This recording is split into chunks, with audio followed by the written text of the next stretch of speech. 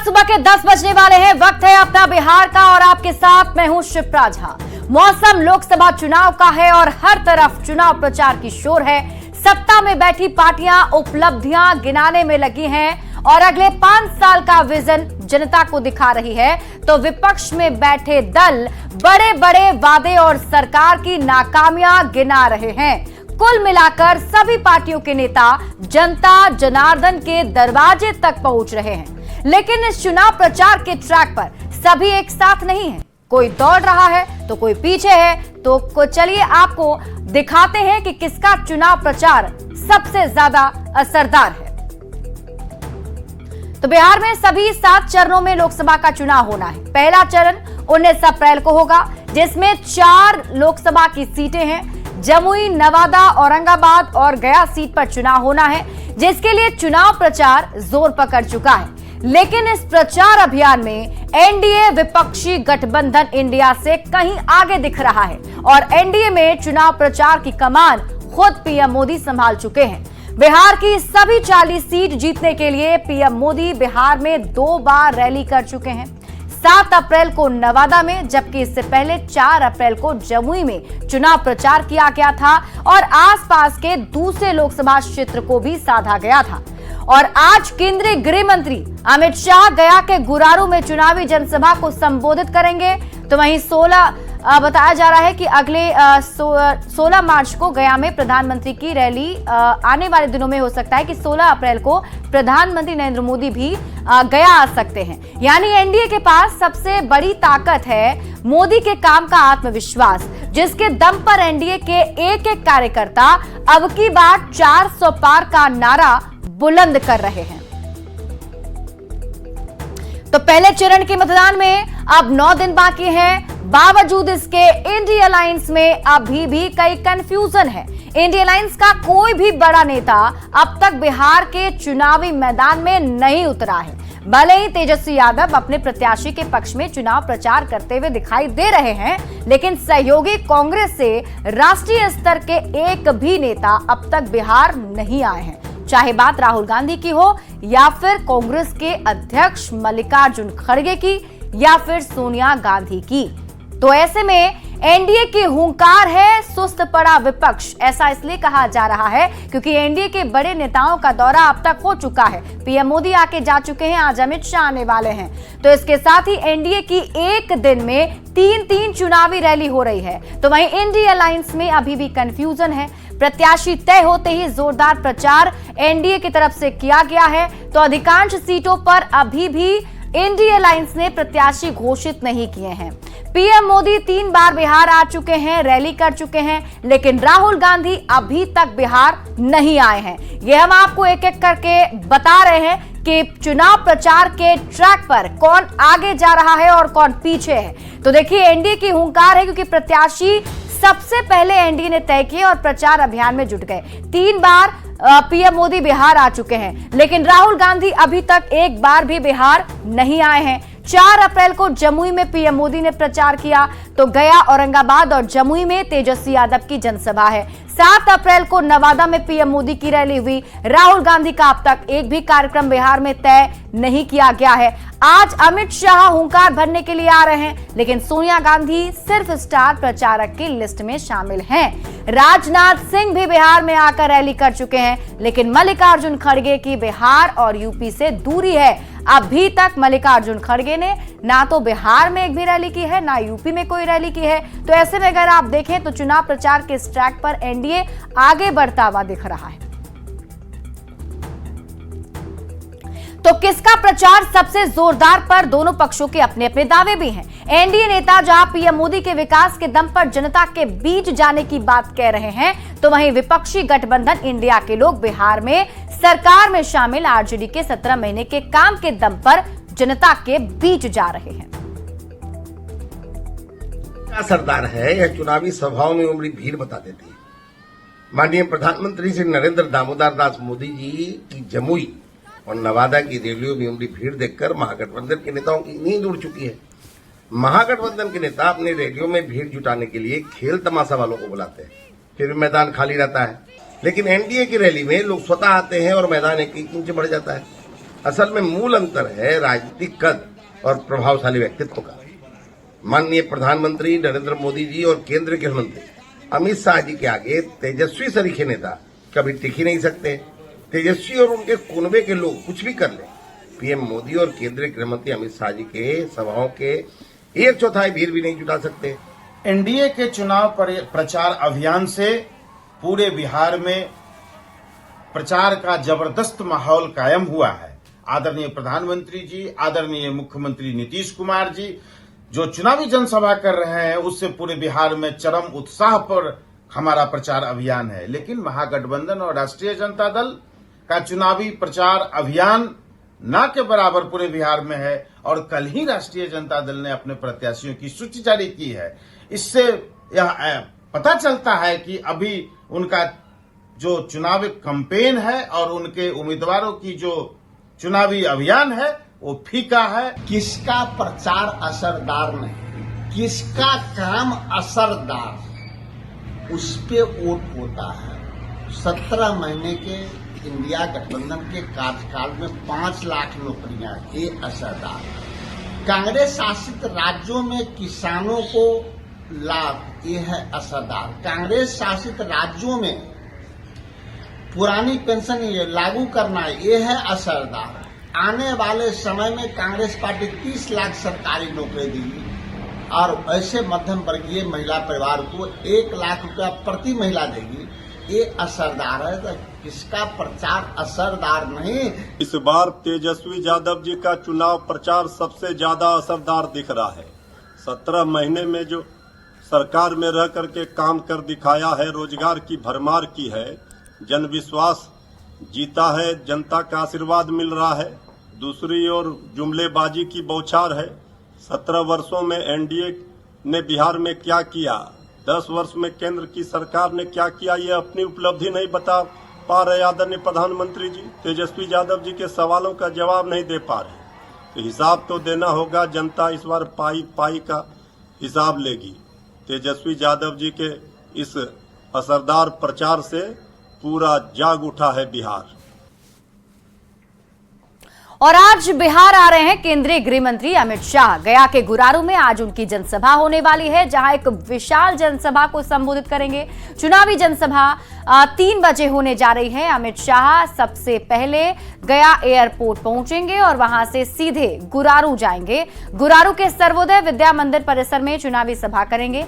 अमित शाह के आगमन को लेकर क्षेत्र में सुरक्षा काफी बढ़ा दी गई है। औरंगाबाद लोकसभा में पड़ता है गया का गुरारू प्रखंड। एनडीए प्रत्याशी के पक्ष में चुनाव प्रचार करने के लिए अमित शाह आ रहे हैं। औरंगाबाद से सुशील कुमार सिंह एनडीए के प्रत्याशी हैं, तो गया से जितन राम मांझी एनडीए के प्रत्याशी हैं। आपको बता दें, पहले चरण में 19 अप्रैल को औरंगाबाद और गया में चुनाव होने वाला है, जिसको लेकर केंद्रीय गृह मंत्री अमित शाह बिहार आ रहे हैं और एनडीए के पक्ष में वोट की अपील करने वाले हैं। तो वहीं तेजस्वी यादव की आज जनसभा होने वाली है। आज 3 जनसभा को संबोधित करने वाले हैं तेजस्वी यादव भी। गया, औरंगाबाद और जमुई में उनकी जनसभा होगी। औरंगाबाद के रफीगंज में चुनावी जनसभा होगी, गया के फतेहपुर में चुनावी जनसभा होगी और जमुई के सोनो भी जाएंगे, जहां चुनावी जनसभा को संबोधित करेंगे। गया में कुमार सर्वजीत के समर्थन में तेजस्वी यादव प्रचार करने वाले हैं, तो औरंगाबाद में अभय कुशवाहा के समर्थन में प्रचार होगा। जमुई में अर्चना रविदास के समर्थन में वोट करने की अपील करेंगे नेता प्रतिपक्ष तेजस्वी यादव।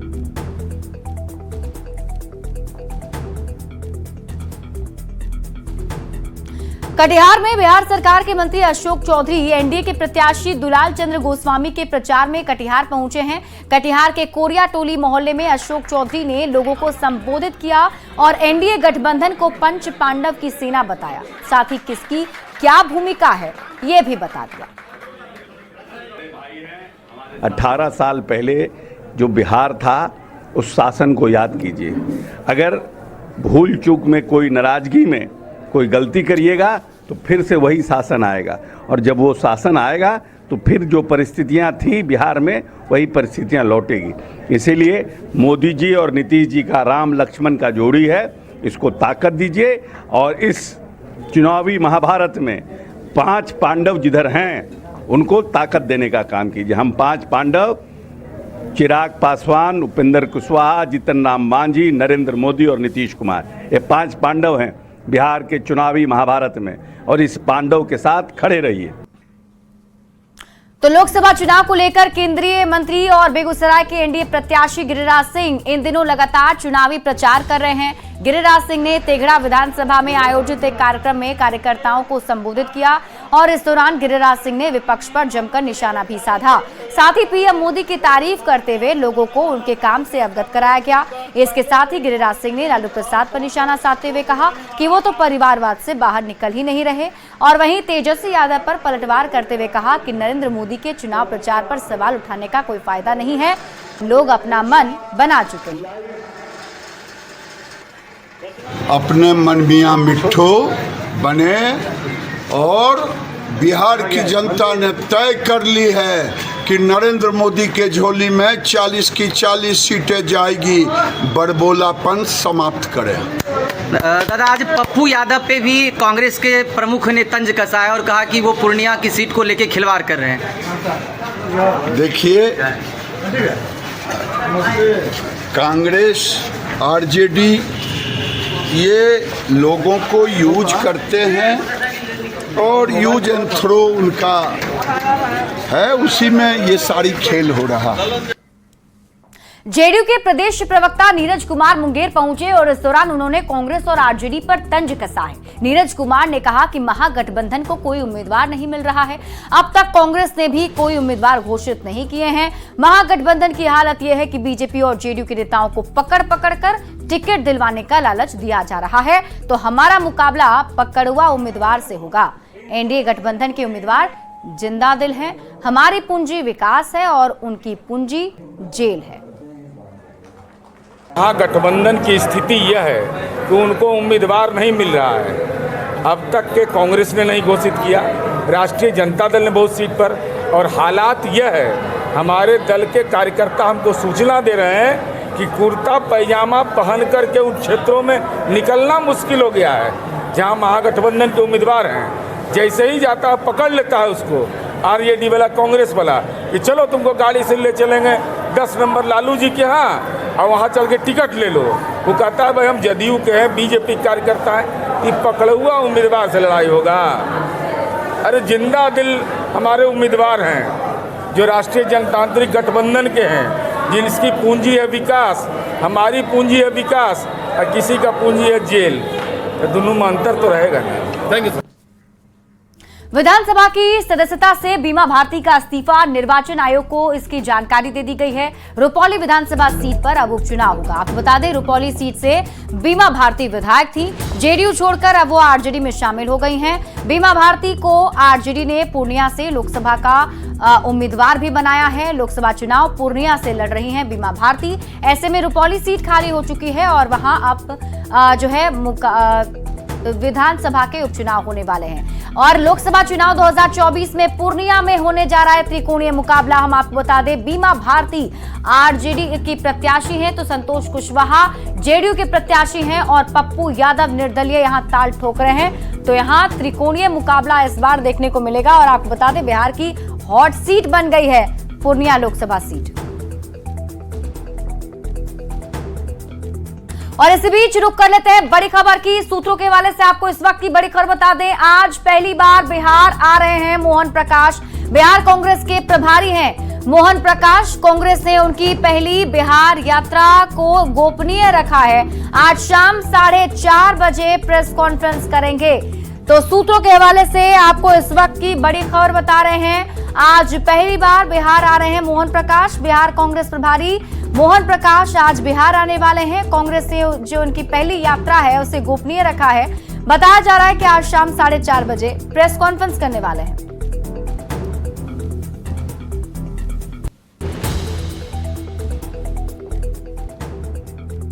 और पटना से आपको एक और बड़ी खबर बता दें, अपराधियों ने एक युवक को गोली मार दी है। बांसघाट काली मंदिर के पास गोलीबारी की गई है। एसएसपी राजीव प्रताप मिश्रा ने इसकी वारदात की पुष्टि की।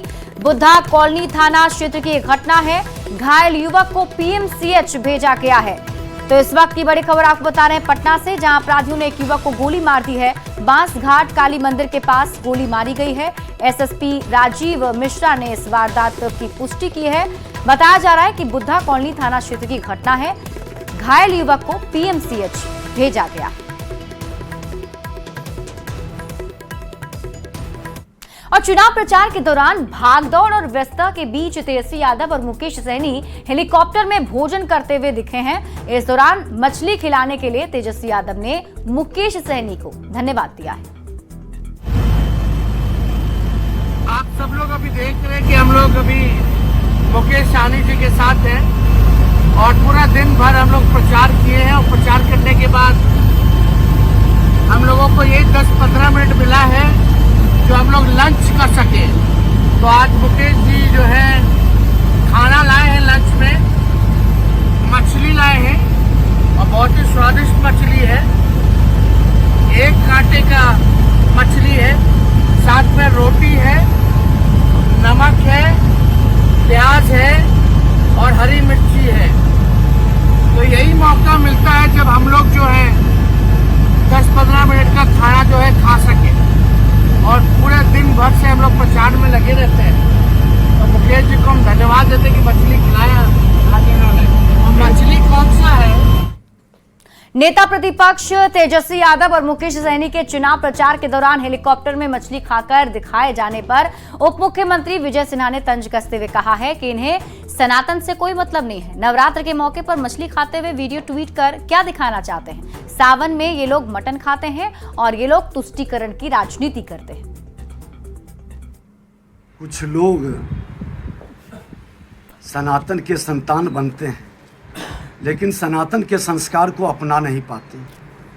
खान पान पर मुझे आपत्ति नहीं है, लेकिन सावन में भी मटन बना के खाना और खिलाना। आज नवरात्रा के अवसर पर आप जिस तरह से मछली खाते हुए ट्वीट करके क्या दिखाना चाहते हैं? तुष्टीकरण की राजनीति, वोट के लिए इतनी गिरावट। प्रधानमंत्री ने साफ कहे हैं कि अब संतुष्टिकरण की राजनीति होगी, सबका सम्मान, सबका साथ, सबका विकास होगा। और यहाँ रुक रहे एक छोटे से ब्रेक के लिए, जल्द लौटते हैं वापस।